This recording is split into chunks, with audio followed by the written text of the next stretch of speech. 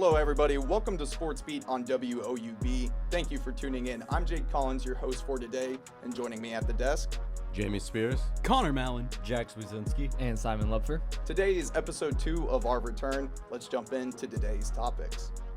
The show begins with recaps and previews for Ohio University athletics, our Read and React segment, the Reds and Guardians playoff push, update for college football's great Week 1 slate, the Battle of Ohio and other Week 1 NFL games, Upset Watch, and our weekly awards. SportsBeat starts right now.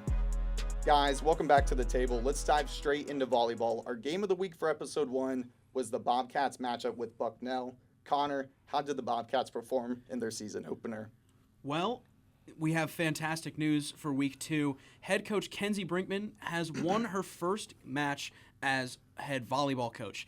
They beat the Bucknell Bison in a pretty decisive 4 sets. I mean, the first 2 were pretty back and forth for a considerable portion, and the Bobcats ended up taking the first 2. Bucknell took a close third set, but a really decisive fourth one closed out the win for the Bobcats in the first round. We had really big contributions from junior Kendall Hickey with 13 digs, and sophomore Bryn Janke and Darby Ricketts had 7 and 8 digs respectively. And then the story of the weekend was arguably the freshman on the team. I mean, we had Maddie Long lead the way with 11 kills and 14 digs, and Bailey Blair had 12 kills and 2 aces for the first game of the Bobcats. And they ended up being a pretty considerable storyline for the remainder of the weekend, even in the second matchup where they got unfortunately beat by Iowa State, who, I mean, let's be real here, they're a significantly larger program. They handled business against a smaller opponent, and I mean, despite the unfortunate turnout for the second and third games, Ohio still played really, really well.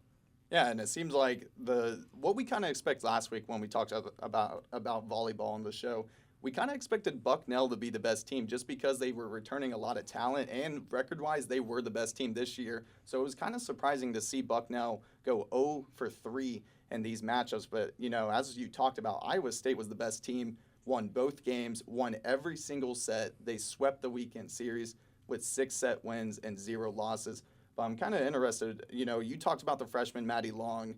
How do we expect this production to only increase as the season progresses? Because she already looks like a confident freshman out there on the court. Well, confident is an understatement. I mean, the Maddie Long and Bailey Blair both played incredibly well throughout the weekend. 9 kills and 13 points for Long against Iowa State, and Blair and Long both had 4 aces against a team that was arguably playing the best ball of the weekend, without a doubt. They played pretty decently against Eastern Illinois. It was a significantly easier matchup compared to Iowa, but Long also showed up with 11 kills, 2 aces, 11 digs, and 13 points. Blair had 10 kills and 11 points in the matchup against Eastern Illinois, and I mean, despite the fact that the Panthers were able to keep a significantly stronger pace than OU, they were still able to strike in moments. I mean, there was a notable 7-0 run in the first match against Eastern Illinois that looked really, really good. And throughout the weekend, momentum was the name of the game. And there were definitely some serious back and forths that Ohio was able to rally against these teams that were really, really well-rounded. And there are flashes of what is going to definitely be a team that is going to be significantly more of a splash when it comes to MAC play. Yeah, and this team is only going to seem to grow in terms of confidence. Of course, we talked about it last year. It seemed like the Bobcats struggled in the late stages when it came to sets and rallies. We kind of saw it in the Eastern Illinois. They lost every single set by 5 rallies or less. But in terms of the Bucknell game, they did the exact opposite, where it seemed like they were winning all those close matchups. How do you think they're going to be better in terms of late stages throughout the year? Well, I think you're looking at a Bobcats team that is facing off against some non-conference opponents and some tournaments, and I mean, they're going into the Chattanooga Classic where you're going to see a 1-1 Cincinnati team, a 2-1 Chattanooga, and a 1-2 Jacksonville State. All of these teams have faced some pretty serious opponents: Wake Forest, Michigan, Norfolk State. I mean, they're going to be facing a lot of high-level talent in the next couple of weeks. It'll be good to see them get their feet set and set some serious momentum when it comes to facing MAC opponents, especially because this team struggled when it came to conference play last season. And with a new face on the roster in pretty much every position, it'll be nice to see this team step up when it comes to some longer-term opponents. Yeah, and Connor, you just mentioned the new faces on the team, but we also had a new head coach pick up their first victory, like you mentioned, head coach Kenzie Brickham. And, she recorded her first victory, so it's a very exciting time for volleyball. It seems like, it was a strong first weekend, even though they went 1-2. It's going to be very exciting to see how they do in the Chattanooga Classic. Out of those three teams, which of those three opponents do you think is the best for the Bobcats this upcoming weekend? I think it'll be a pretty good opportunity to take down Cincinnati. I think the Bobcats are going to have their shot to make a splash against a team that's a little bit higher than them. They've been punching above their weight class pretty significantly. I mean, they played, despite the struggle that was Iowa State, I mean, Eastern Illinois was an opportunity for them to kind of flex their muscles a little bit. And if they can get some momentum early, I think they could very easily do it. Yeah, and, it's going to be an exciting series, and I can't wait to see what the Bobcats do in terms for the volleyball team. But next up, we have soccer. Jack, Bobcats ended their losing streak against Oakland. Our reigning player of the week, Sonia Deering, played a huge role in that outcome. What occurred in the soccer match on Thursday? So, Ohio traveled to Michigan to play Oakland after a 3-game losing streak. They lost to Clemson, Pittsburgh, and then Marshall. And this game started off very slow. The first shot on goal in the entire game came after 18 minutes of play. So we're about halfway through the first half by the time the first shot even happens. Came from Oakland. They had missed. The Bobcats fired back. They couldn't really get anything going to start. There's a lot of back and forth from these teams. But after about 41 minutes, Scout Murray drills a shot into the net, give Ohio the lead, put them up 1-0. Ohio put pressure on this team going into the first half. They had 5 shots on goal compared to 1. They kind of ended up going into this back and forth dance where nobody was really able to capitalize. There was a lot of saves happen, a lot of defense. I mean, they just couldn't score. And it seems like, once Deering stepped into the late stages of the game, what occurred for the Bobcats? What difference did Sonia Deering make offensively once she subbed into the game? So she came in and she played 20 minutes the entire game, had 3 shots on goal for 2 goals, comes in on the 76th and 79th minutes, hits goals on both of them, puts in 2 and 3 minutes of play to give them the 3-0 win. I mean, she was huge for this game. She came in, she had explosiveness on offense that she was able to take with her and just help snap that losing streak. Yeah, and, we are kind of, it's kind of a question now for at the table. She was the lone goal scorer in their 3-game losing skid where she found the one goal against Marshall. But for the soccer team, for head coach Aaron Rodgers, do we expect Coach Rodgers to play Sonia Deering more? I mean, she has only played about 20 to 30 minutes a game. She only had 20 minutes in the last game, but she continues to produce offensively for the squad. Oh, yeah, 100. I think we'll start seeing, I mean, as we've kind of seen her minutes will fluctuate. She'll have 34, then 40, 21, 45, 20. But, I mean, every time she gets in, she impacts in an incredible way. I think we'll definitely start seeing, especially as she starts scoring more and more, getting into that rhythm, I think we'll start seeing a lot more of Sonia Deering. And, Bobcats have 2 matchups within the next week. One is on Thursday, one is on Sunday. Who do the Bobcats have for their matchup on Thursday? So they're going against Northern Kentucky on Thursday. The Norse are a team that is not afraid to shoot the ball. Looking at the stats last year, they racked up 281 shots on goal last year, and so far this season, they have 109. So this is an offensive team. They put pressure on the goalkeeper. I think this will honestly come down to a keeper v. keeper game, as Northern Kentucky's defense has held opponents to 2 goals on 46 shots this season. 33 of those 46 shots ended up being saves.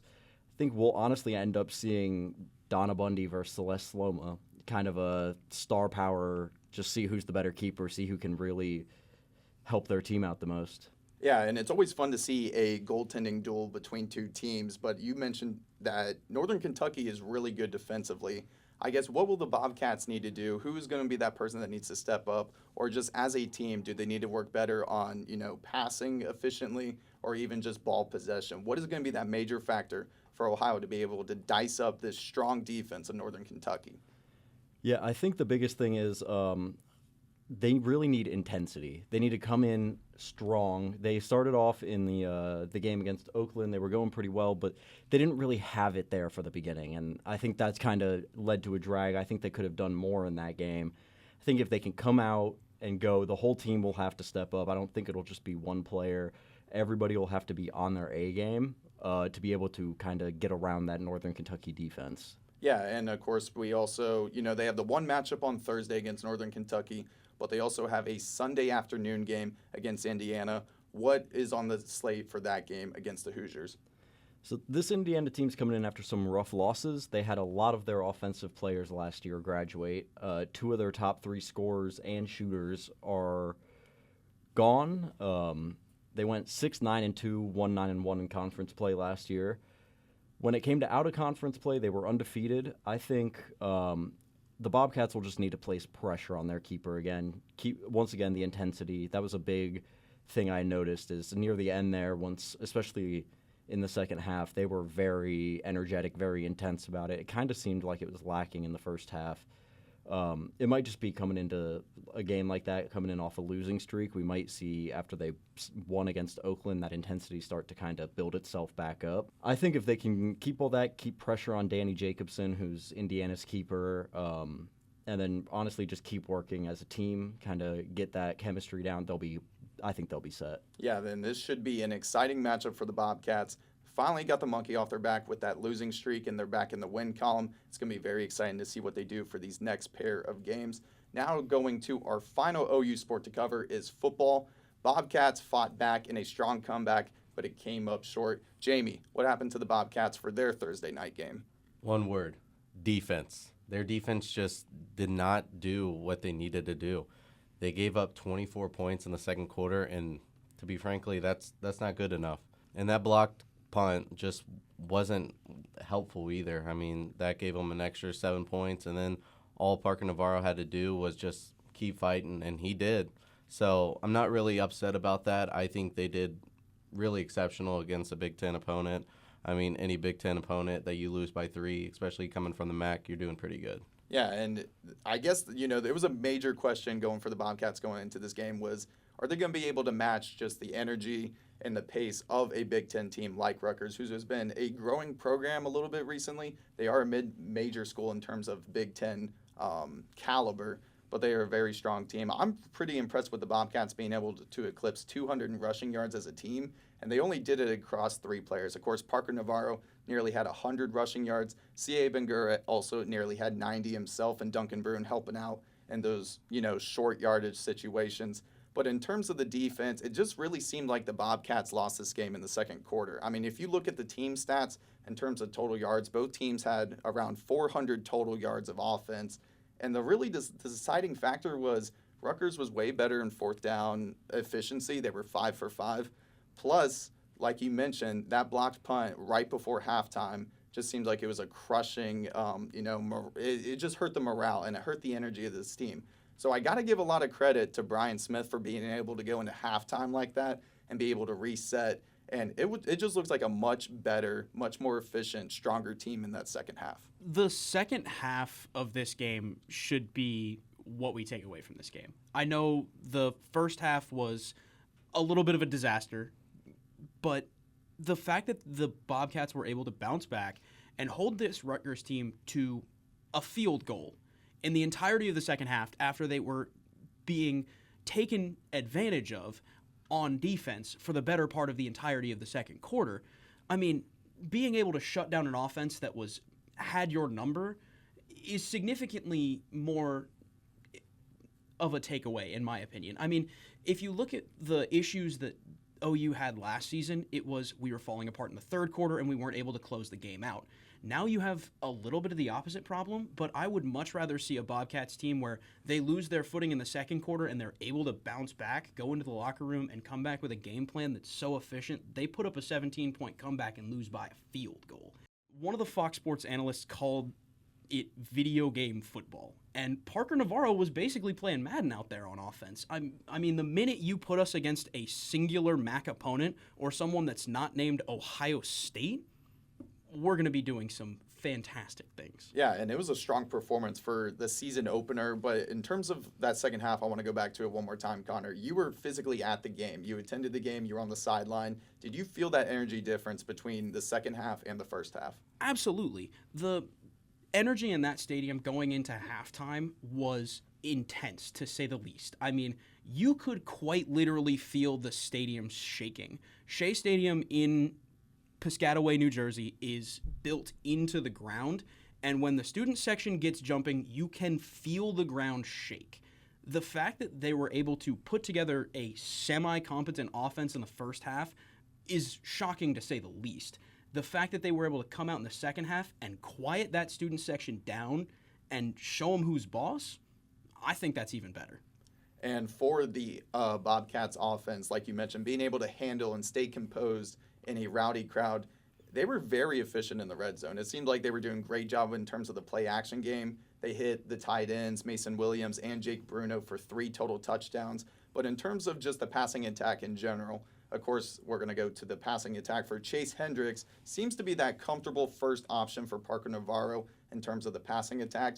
But outside of Chase Hendricks, there was no other player who had 3 catches or more.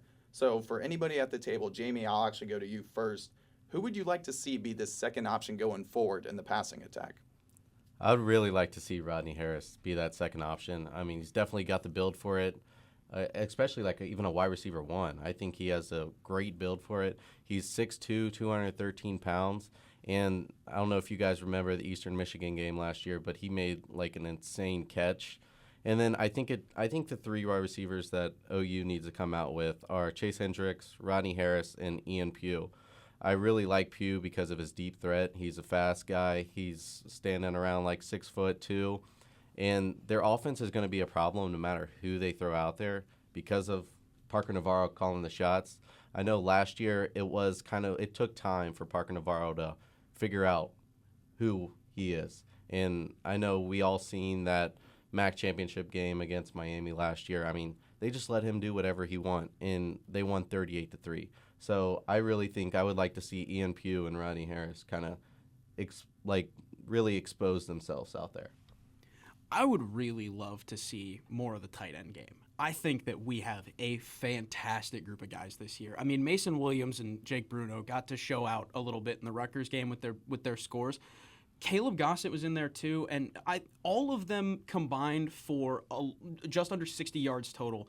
But I think if Brian Smith opens up the playbook a little bit in the tight end room and lets these big guys do some damage, I mean, they were running over people in the secondary. And I think there's opportunity to maybe flatten a couple West Virginians in the next couple of days. Yeah, and Connor, I wholeheartedly believe that. I would really like to see them utilize the tight ends just a little more at the beginning of their drives, and I think it's just going to help out in those short and yardage situations and even like those second and third and mediums. I think these tight ends, very good in the red zone, but we just need to see him more in terms of just driving up the field in the beginning stages of those drives. But guys, we got to talk about this next game for the Ohio Bobcats. Ohio invites West Virginia Mountaineers into town, and this crowd is going to be packed. It's been sold out now for, I believe, a couple weeks, maybe even a couple months. What are some of the details for this matchup, Jamey? OU needs to stop the run. West Virginia had almost 400 yards on the ground against Robert Morris. They won 45-3, and it just feels like Rutgers was kind of doing whatever they want with the Bobcats defense in that first half. And if Ohio can play defense like they did in the second half against Rutgers, if they do that against West Virginia, they will be great because their offense will – I mean, they have Parker Navarro calling the shots. I mean, you really can't beat that. And I think that they just need to stop them on the ground and make them throw a few passes, maybe go to the zone a little bit more, and they will be good. I think if you just stop them on the ground, that they will probably win this game. And I think the interesting thing with this West Virginia team is they finally have Rich Rodriguez back. This is kind of the second stint for the Rich Rod era in West Virginia. At any point, do we expect, West Virginia to kind of hit us with some more like speed option games? Remember the days of Pat White and Steve Slayton in the West Virginia speed option system? What should we expect from West Virginia more offensively? I mean, I know you just talked about it, how they had nearly 400 yards in last game. What's going to be that deciding factor within this West Virginia game? Well, I think they're just going to stick to the run. They're going to be really explosive. Sorry, they'll be very explosive, and they'll just probably they will look at the film for Rutgers, and then they will just run until they can't, and then once they run, they'll be forced to pass, and it's going to be hard for OU to stop the run because of how big this West Virginia offense is. Yeah, well, one thing I think that we can't look past for this game is West Virginia went into half against Robert Morris up 10-3 against a not good Colonials team, right? And here we're in Peden, we're in Athens in a sold-out Peden Stadium. Now, are there going to be a significant amount of Mountaineer fans in Athens on Saturday? Probably. But I would be remiss to think that is an even matchup there, right? We have a home field advantage here in Athens, in Peden. This team was going up 10-3 against Robert Morris at halftime. If the Bobcats find themselves in that situation on Saturday, you don't think that these fans are going to make the second half hard for West Virginia? If they find themselves in that close game, I have confidence that the Bobcats can pull it out. Yeah, and I agree. Everything that you say, and it's kind of like, with this being the reboot of the Rich Rod era, he's still trying to figure out this team. I know there was a lot of hype for West Virginia finally being able to get Rich Rod back. But in terms of this game, West Virginia opens as 3.5-point favorites. For anybody at the table, this is honestly maybe much closer than many would expect from a mid-major against a major school if you're outside of Ohio University and West Virginia. But what are your guys' thoughts? I think the whole consensus is this is probably a proper line for this second game. Yeah, I think it's a perfect line. I mean, they give OU, I think Vegas gives them a 3-point favorite because they're at home, so it'd be probably around like a 6.5-point favorite if it was like a neutral site. But I think that OU is the best team in the MAC. I think their offense is just so explosive. They can basically do whatever they want to a Big Ten team. So why can't they do it to a Big 12 team? I think it'll be a great opportunity for OU to kind of prove them wrong, I guess. You've got West Virginia coming in as 3.5-point favorites, but I think this is every opportunity for the Bobcats to even up the season 1-1 before they head up the road to Ohio State. And I mean, if you look at the numbers from the first game against FCS school Robert Morris, 17 for 20 for 224 yards for Nico Miracle.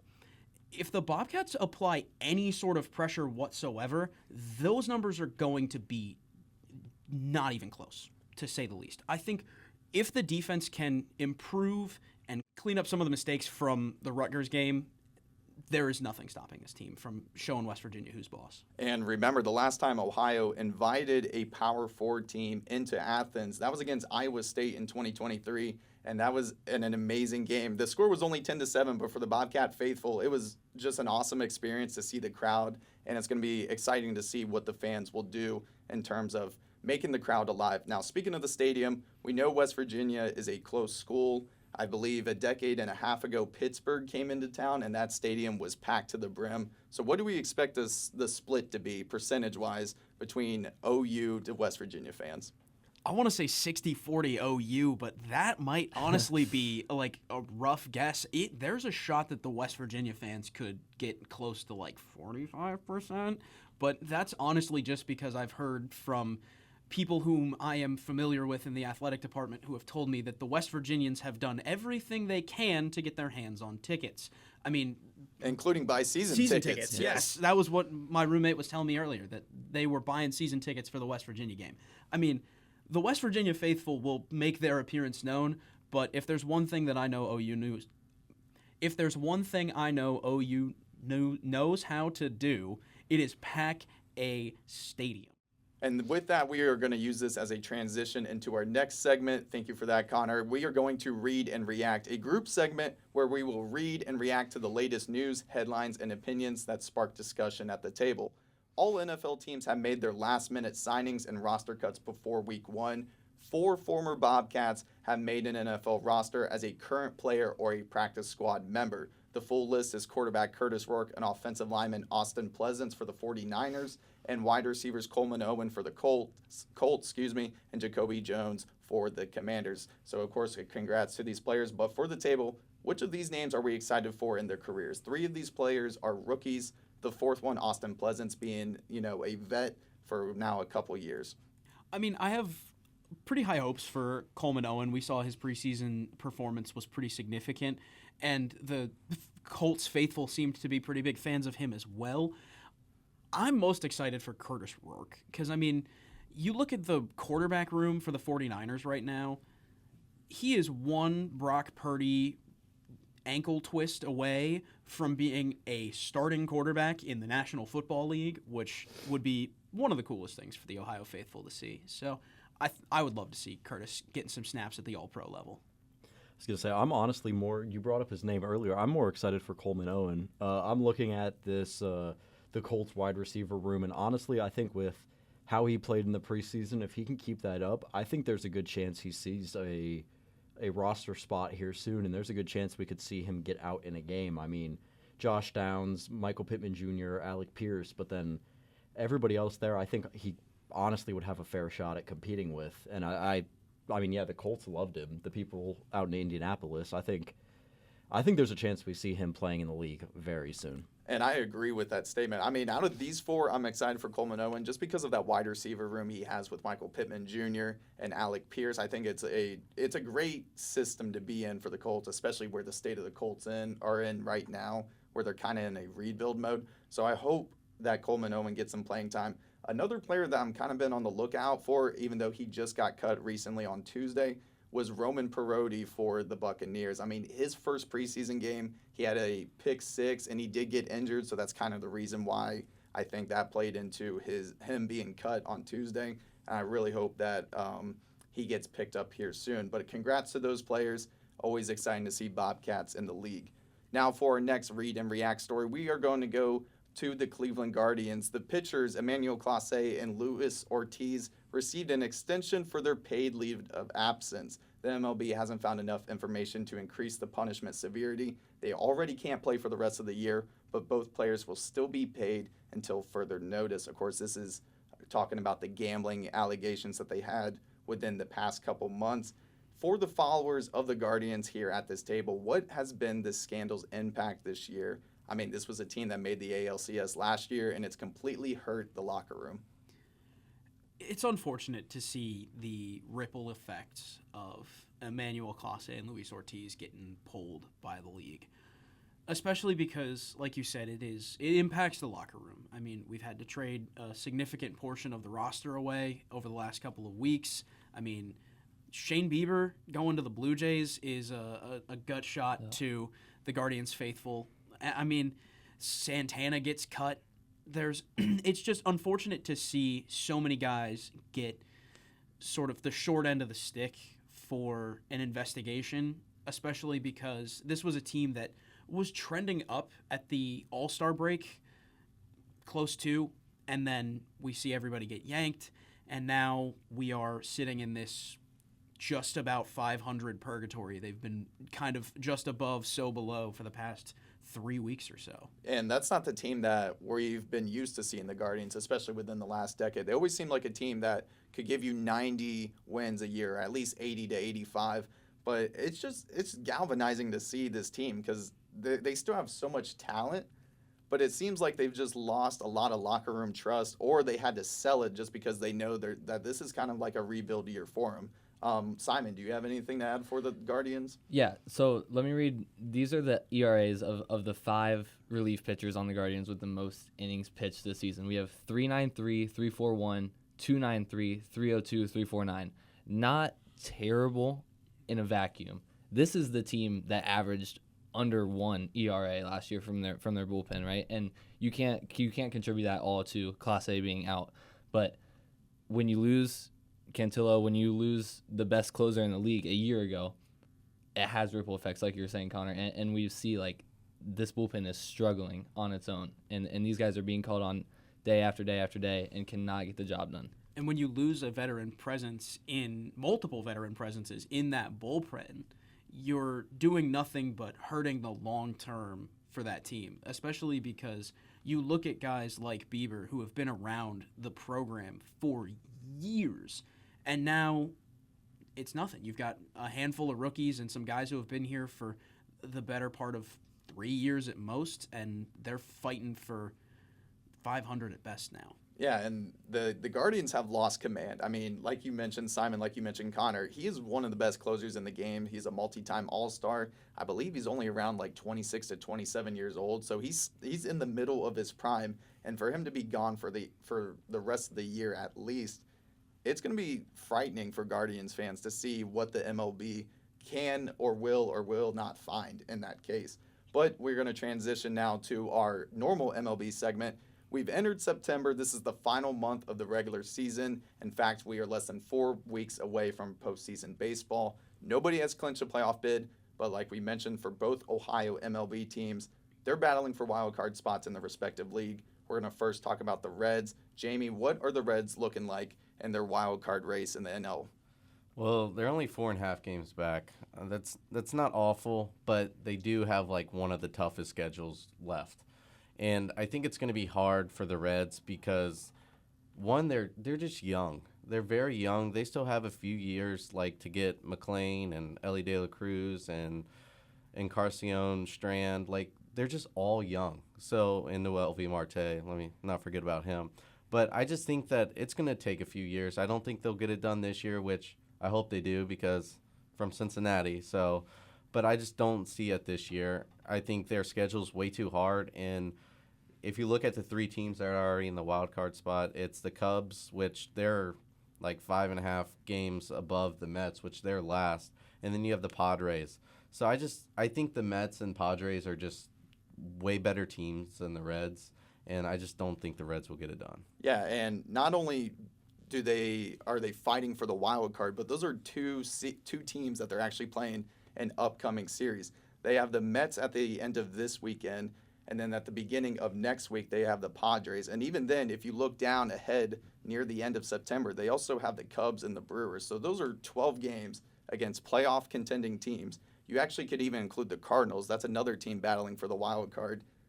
If there's a point for the Reds to win baseball games, it is now.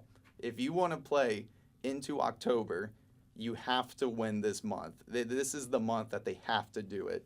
Now, for the Guardians, let's go to the Guardians side. Of course, we just talked about they're below 500, but what's that wild card race look like for the Guardians in the AL? Jake, there are 25 games left in the season. 22 of them are against AL Central opponents, and 3 of them are against the Rangers, who are basically in the same spot in the American League West. I think if the Guardians can get on a decent hot streak to end the season, they might be able to catch some sort of wild card spot. They're only 11 games back from the Tigers right now. If the Tigers decide that they want to start sliding and the Guards decide that they want to start heating up, there is nothing short of an opportunity to kind of make their way back up the rankings. But at this point, the ball is in their court, to say the least.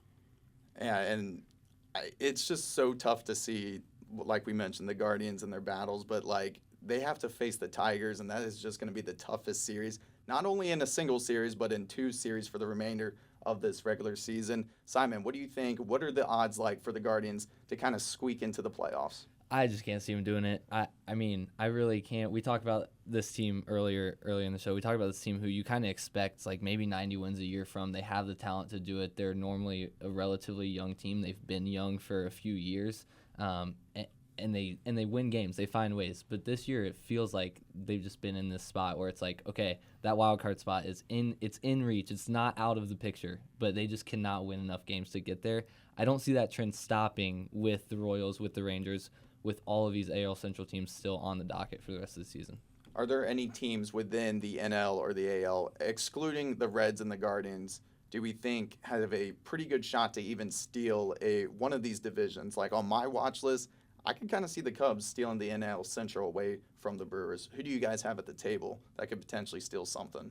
I think it's Padres. I think the Dodgers, I mean, they have one of the best teams. They have Shohei, they have Mookie Betts, they have Freddie Freeman. They have all these top guys. But the Padres are only 2 games behind, or 2.5 games behind. That's not out of reach at all. And I bet they play each other.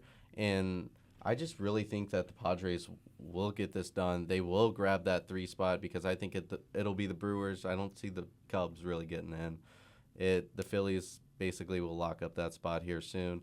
But I really think the Padres will get that NL West spot. You know what? If we're gonna shoot our shots at some National League upsets, I would love to see the Mets steal the number 1 spot from the Phillies, just for the love of the game. I mean, don't really have any reason as to why, but it's just one of those, like, you got to pick a team on the other side of the wall. Go Mets. Go Mets. It's going to be exciting to see what all MLB teams do for the rest of this month, as we are so close to postseason October baseball. So now we're going to transition to our next segment, college football. Plenty of great games from week 1. Honestly, one of the best slates of week 1 I've ever seen. Simon, we saw 4 teams in the top 10 lose their first game of the season, starting with the number 1 team, the Texas Longhorns. What happened from this past weekend? Okay, so before we dive into these big games, we have to first say thank you, college football, for big week 1 games. Am I right? Like, 4 top 10 matchups that we saw, 4 great games. We saw a good product. We saw something that the fans enjoyed, and we saw something that we can actually have happen now with the state of this game, with this 12-team playoff. This is good for the sport because teams can lose games like this. Texas can lose a game to Ohio State in week 1 and still play them in December or in January, right? So great week 1. We need more of it. I think we'll get more of it because of where the sport's headed. So like I said, Texas, Ohio State, noon, biggest opener in college football history. You have 2 quarterbacks who are relatively young and experienced. Julian Sain's first start, Arch Manning's first start on the road against a sold-out top 3 crowd. And Ohio State picks up right where they left off at the end of last year. They really kind of control this game, and it's a close game and it's a competitive game, but they get that win, 14-7. And both defenses in this game really stout, kind of what we expected. If anybody expected this to be a shootout, they weren't watching. They weren't watching ball. They don't know ball, okay? OSU's defense had the better day.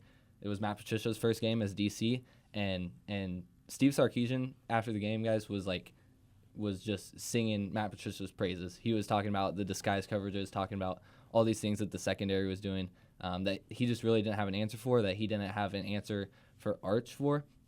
And, I mean, we see it resulted in the 7-point performance, a pick from Jermaine Matthews, good defense by the Bucs. And I'm glad that Steve Sarkisian gave his flowers to Matt Patricia. I think a lot of Buckeye fans, they see the talent, they know the talent that's returning. But the biggest question was, how are they going to perform without Jim Knowles? And Matt Patricia coaching his first game as the D coordinator for the Buckeyes, and it looked no different than Jim Knowles. If anything, there was at some points where it looked better. I mean, you had one of those plays where Arvell Reese kind of dropped back in coverage, or fake dropping back in coverage, and then came back and hit Arch Manning with a sack. And it just looks like an NFL defense. And I think that's what Matt Patricia brings. Guys, what do you think at the table of this matchup, of this Buckeyes defense? We were approaching this game with our questions because of the loss of Jim Knowles. And I think those questions should be out the window. 6 players recorded 3 or more solo tackles for Ohio State. Only 1 sack and 1 tackle for loss, both of them coming from Arvell Reese. I mean, let's be real here. This was a defense that played absolutely fantastic, and they have an incredible ceiling and so much room to grow. I think that the entirety of the Big Ten should be on their heels right now, and most of college football needs to recognize that Ohio State is not only a stronger defense than last year, but they are a more complete and should be a more terrifying defense than last year. And I think even on the other side, like, Texas should not be worried. I don't know if you guys remember last year, I picked Texas to win the national championship this year. But I don't think they should be worried. This is Arch Manning's first real test. They played Walmart last year, and Arch Manning threw for like 6 touchdowns, whatever. But this Texas team is still solid. You still held Ohio State to 14 points. And great, Ohio State has a new quarterback, but they also have Jeremiah Smith. They also have Carnell Tate. They have James Peoples. Like, they have these big-name guys. And only holding them to 14 points really shows that Texas is still in this, no matter, even if they lose another game. They could lose to an SEC opponent and still be one of those top teams in the country. And we saw Ohio State take the first top 10 matchup. Simon, I'm going to go back to you.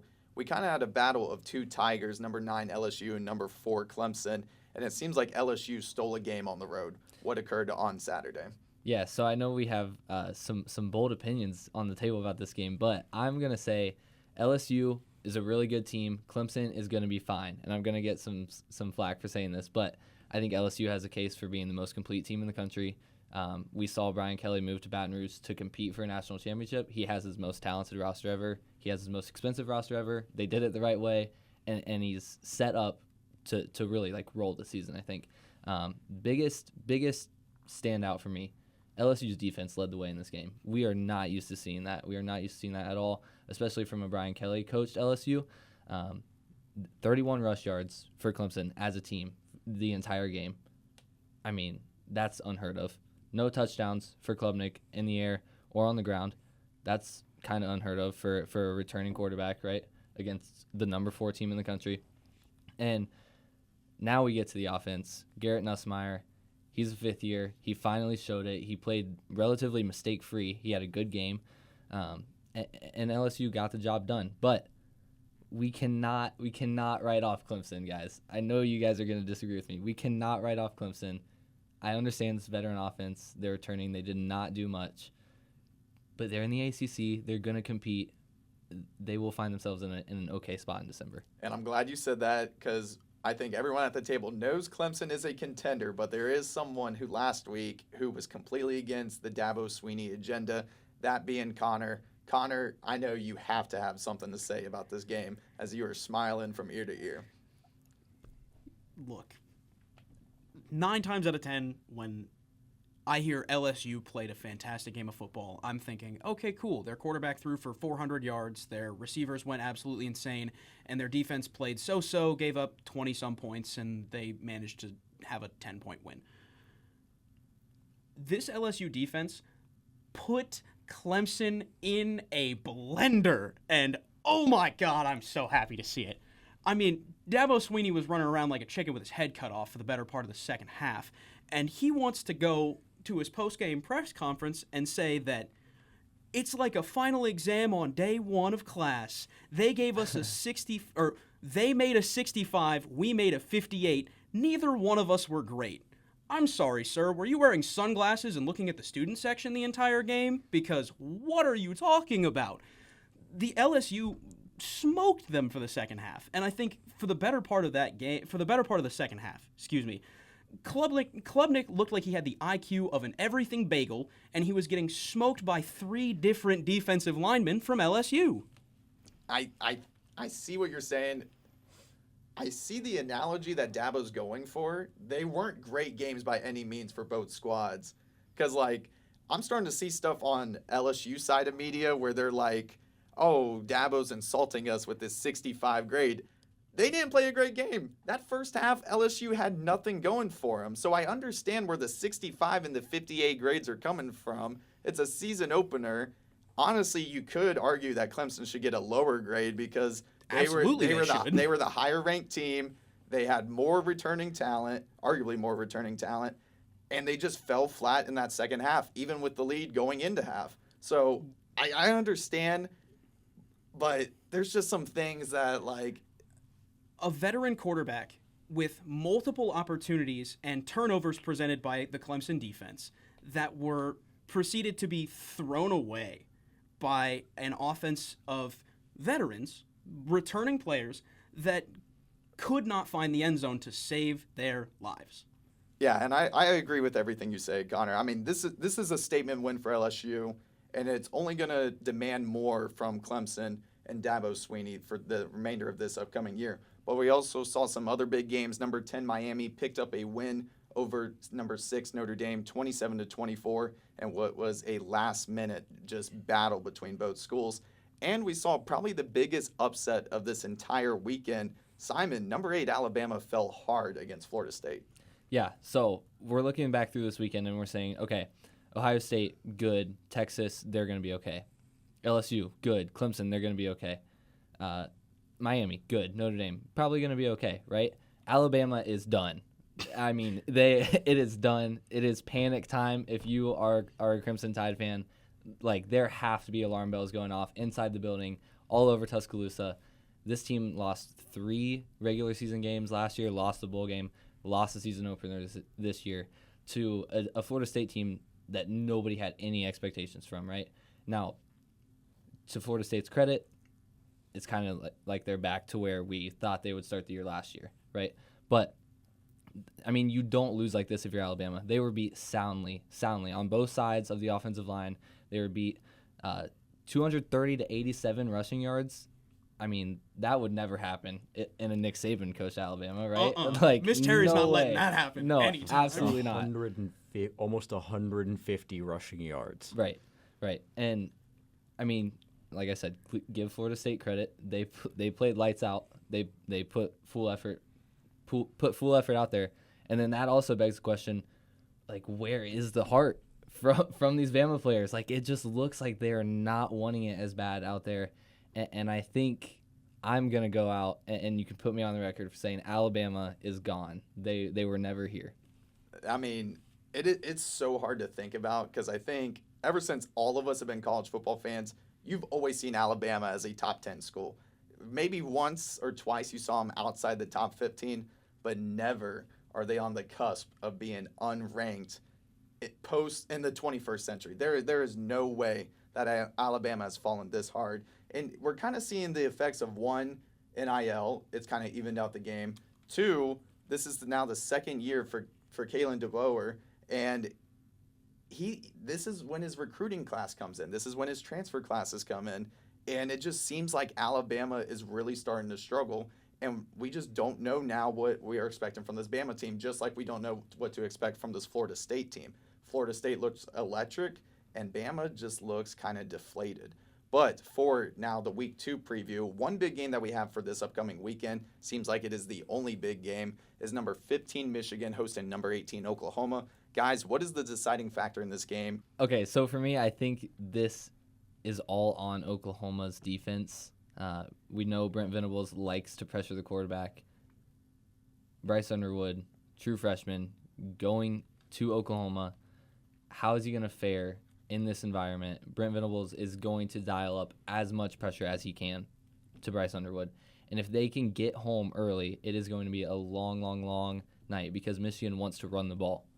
And if Underwood's getting pressured and getting sacked and getting hit in the backfield in the first quarter, is going to be a long night. They're not going to be able to run the offense they want to. It'll be interesting to see how Michigan fares against a, I guess, quote-unquote, real opponent. I'm interested to see if Underwood can keep pace with a defense that is going to be applying significantly more pressure.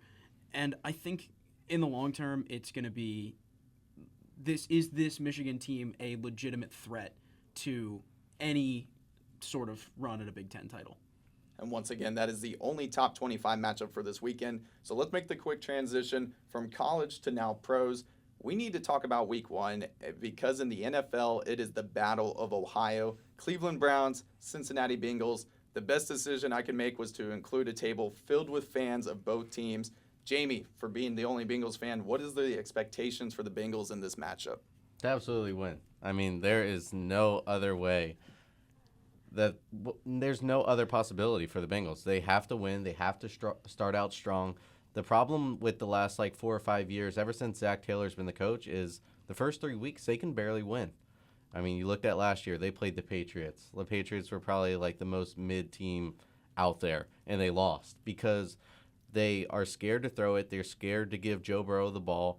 And if you just give Joe Burrow the ball, he's going to throw for 350 yards, 400 yards. He does it every single time he plays the Ravens or Chiefs.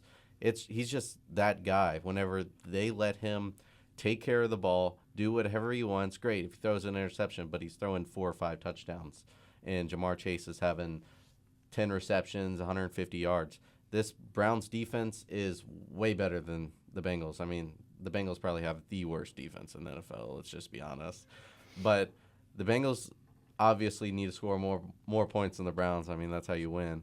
But they need to make stops. I don't like the matchup with Joe Flacco. I think I'd much rather see Dylan Gabriel or Shadur in there because I think Joe Flacco is a good quarterback against the Bengals. He's their kryptonite. I mean, you've seen it whenever he was with the Ravens. You've seen it whenever he was with the Browns. He always does something against the Bengals. So You want to see Dylan Gabriel? I want to see Jake Browning, man. We're in the same boat here. I think the team needs their defense. I mean, you can look. There is for everybody when Joe Flacco starts with this team, but especially with David Njoku, there is a statistical difference. David Njoku had his most receptions, yards, and touchdowns the season he played with Joe Flacco. I mean, they have the connection there. Yes, I'm terrified of Cincinnati's offense. It is disgusting. They are so explosive. The defense needs to be on point. We need everybody locked in. I will say, very excited to see Carson Schwessinger in action. He played really well during the preseason, but then every time I think about it, I get really sad at the fact that we're not going to get to see him and JOK together this year, because that would have been just a disgusting duo. Who is the X factor player for both the Bengals and the Browns? Myles Garrett is obviously going to be the X factor player for the Browns. I mean, without a doubt, this is the opportunity for the Browns to set the standard. I mean, the Bengals haven't won a Week 1 game since 2021. It was a 3-point win over the Vikings. I have no doubt in my mind that the Browns are going to put up a strong performance because the power of friendship is real, and like Jack said, David Njoku plays better under Joe Flacco. I think this is going to be an opportunity for the Browns to not only set the standard, but to prove that this is a team that is capable of winning more than just 3-4 games like most people have projected them to win. On the other side of the ball, I think the X factor is obviously not. I mean, the wide receiver room is obviously going to be the X factor for the Bengals, but I'm more curious to see how Joe Burrow performs. He's got his weapons that have been signed to their new deals. I want to see how he can step up Week 1. Jamie, you got anything to add on the Bengals side of things as well? Yeah, I think it's going to be Trey Hendrickson. I think Trey Hendrickson, that's basically his defense. I mean, they added Shamar Stewart, and that's basically it. And they have a okay defensive line. I mean, it's pretty good. It's above average. But, like, their secondary, like Cam Taylor-Britt, it's not going to do – I mean, he's guarding Jerry Jeudy. Don't get me wrong. Jerry Jeudy will probably cook him. But – and we just have no linebackers. I mean, our defense, the only part that's good about our defense is Trey Hendrickson and the defensive line. Other than that, the offense is the whole X factor. I mean, great, we're going to probably score 40-something points, but it'll probably be 45 to like 38 or 45 to 42. It's going to be high scoring. I mean, that's just how all the Bengals games are. I would like to add an additional X factor. How many interceptions Joe Flacco just kind of yucks up to the defense? Because he is notorious for kind of letting that thing fly. So if he doesn't turn the ball over 4 times to a significantly below the bar Bengals defense, I think the Browns could probably contain at least a little bit. Yeah, it's honestly a coin flip every time he drops back. And he could play significantly worse than he played in 2023. I still am I'm expecting 3 interceptions this Week 1 game. I mean, he's in his final years of his career anyway, so he's just kind of going out there and just being a gunslinger. He's just having a good time. Yeah, he's chucking it up. He's won a Super Bowl, and he's just having a good time, like Connor said. But, of course, now for other NFL games for this Week 1, what are some of the best matchups? I mean, we have some great games, especially in the primetime slate. You have the defending Super Bowl champ Eagles hosting Dallas on Thursday night. You got Chiefs and Chargers Friday night in Brazil. And you also got Ravens and Bills Sunday night. Are any of these matchups, what is your favorite out of these 3 matchups I just mentioned from the primetime slate? Pick me. It's definitely not the defending Super Bowl champions that are going to wax the floor with the Cowboys on Thursday night. I have no doubt in my mind that Jalen Hurts is going to do. Jalen Hurts, Saquon Barkley, just send the boys after him. It's a division rivalry matchup the first week of the year. I have no doubt in my mind that the failing excuse for a football team that we call the Dallas Cowboys is going to be having a rough time Week 1. We'll see. And the thing about this is I'm shocked that the Eagles aren't getting more love from people around the sport. And like, they're favored pretty heavily for a Week 1 game in the division. But like you said, I mean, who do the Cowboys have? Like, we've seen them who is Dak Prescott throwing Right, to? right. We've seen them put these pieces together time and time again, and they fail. And now, guess what? Those pieces that were supposed to be good are gone. So, like, now you're just playing with imaginary players. No way. The ghost of CeeDee Lamb is not going to be helping Dak Prescott too much, especially when there is no defense. I think CeeDee Lamb will be a factor. Don't get me wrong, the Eagles will win this easily. But you guys forgot 2 seasons ago, CeeDee Lamb was the best receiver in the league by far. Like, he had the best fantasy points. He had the most yards, the most catches. Like, CeeDee Lamb is still there. Great, George Pickens is going to do whatever he wants. Like, he's not even there. But you got to think this Cowboys team is not – their offense is not awful. Like, the Eagles will be easily sweeping the floor with the Cowboys, but I still don't think they'll win. And I think, yeah, I agree with everything you said, Jamie. Like, the passing attack for Dallas is always going to be there, but they're not going to be able to match the efficiency and especially even the time of possession that the Eagles do, because the Eagles just extend drives. If it's 3rd and 4th and short, it's going to be a tush-push Philly special, or not Philly special, but the brotherly shove right up the middle, and Philly's just going to extend those drives. So I'm excited for that matchup as well, but my favorite has always been Bills and Ravens. That's always going to be a fantastic matchup. But now for our final group segment, we're going to go to Upset Watch. This is where each person at the table will predict their Upset Watch selection for sports across sports for this upcoming week. It can be from any professional or collegiate event. Jack, starting with you, what is your Upset Watch selection? All right, so I whiffed horribly last week. We're not even going to talk about it. I'm taking the Texans over the Rams. ESPN has the line listed as LA's favorited by about 3.5. I have faith in this Houston team. C.J. Stroud had a dip last year. He was definitely in a slump. They've beefed themselves up on both sides of the ball. The defense is great. Tank Dell's still out. They picked up Christian Kirk to kind of help. They also lost Stephon Diggs, but they got another rookie with Jaden Higgins who's been looking good through the preseason. I think it shouldn't be too hard for this Houston team to come in and beat L.A. Connor, what's your Upset Watch selection? I will also be taking a nice pick out of the NFL. My pick last week of Charles Leclerc to win the Dutch Grand Prix unfortunately whiffed, crashed with Kimi Antonelli, and did not finish. So I'm going to switch my gears back to the classics, and I'm going to take a team that I have missed watching football. The Raiders are back, and they're playing the Patriots week 1. I mean, Mike Vrabel in the new offense. Oh, scary. Ooh, scary. I have more than enough faith in old head Geno Smith, Pete Carroll, and the fantastic weapons of the Raiders. I'm taking a safe bet. That's awesome. That's an awesome selection. Simon. That's a sicko selection. It might be I'm so here for it. It might be a sicko selection.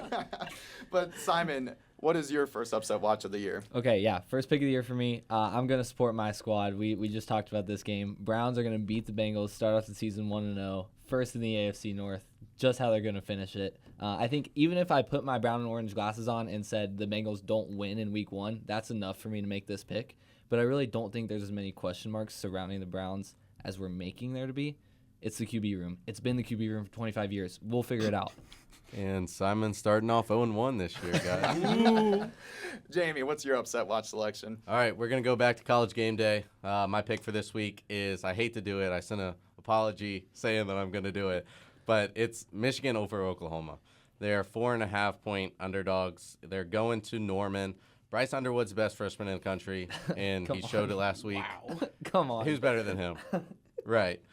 So he doesn't play like it at all, and he will show why, or he plays like it, and he will show why he is the best Saturday in Norman. He's going to march right into Oklahoma, beat Oklahoma by at least 1 touchdown. John Mateer isn't going to be a problem for Michigan's defense. And the thing I would like to see like most about this game is the Wolverines' offense versus this Oklahoma defense. I mean, Oklahoma's defense did really good. But there's one name that I haven't mentioned, and it's Justice Haynes. This kid is transfer from Alabama. He had 16 carries, 159 yards, and 3 touchdowns last week. Great. It wasn't against the best opponent. But still, that's impressive numbers no matter who it is against. I mean, we're surprised about Ashton Genty last year, and he did it against Piggly Wiggly and Walmart and all those teams too.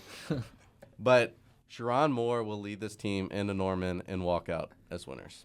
So I'm taking Michigan. It's a bold take because, like you said, that's going to be a challenge. That's going to be a challenge for a freshman quarterback to take on a Brent Venables defense in Oklahoma. But that is going to be it for our show. Actually, we got to go to our weekly awards first. So for the SportsBeat Game and Player of the Week, SportsBeat Game of the Week, we're going to do football home opener versus West Virginia. Peden Stadium will absolutely be packed, and we hope that you, the listeners, can make it to this game with us as well. SportsBeat Player of the Week is going to be football team's quarterback Parker Navarro with 21 completions on 31 attempts, 239 passing yards, 93 rushing yards, 4 total touchdowns, and no giveaways. He was also named the MAC Offensive Player of the Week, so congrats to Parker for being our Player of the Week as well. Thank you for listening to SportsBeat on WOUB. I'm your host, Jake Collins, and with me at the desk, Jamey Spears. Connor Mallon. Jack Zwiesinski. And Simon Lupfer. you can find us on WOUB 1340 AM radio, online at woub.org/listen, and our episodes can be found on SoundCloud, Spotify, Apple Podcasts, and starting this year, YouTube. Don't forget, you can follow us on our Instagram at SportsBeat WOUB. We'll see you next week. This has been SportsBeat.